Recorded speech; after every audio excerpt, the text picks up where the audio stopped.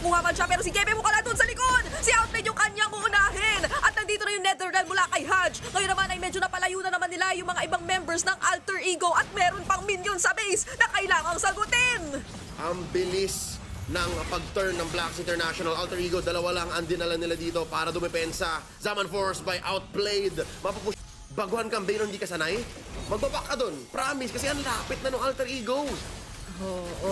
So eto ano to, round 2 to ng dito rin nangyari yung attempt ng Blacklist International. Sana natapusin yung laban kanina, pero ngayon kaya magiging successful sila kasi na-bait out na yung Netherrealm mula kay Roundel. At dalawa sila ni Dreams na nawala dito para sa depensa. Meron pang minion wave na incoming dito sa gitna ang Blacklist International at kumpletong-kumpleto pa silang 5 laban sa 3 miyembro ng Alter Ego at gusto nga nilang i-burst down at tapusin ang game na ito. Blazing duet kay Highs pero hindi tatama doon sa ibang mga miyembro. Wala na rin si Nino at base ang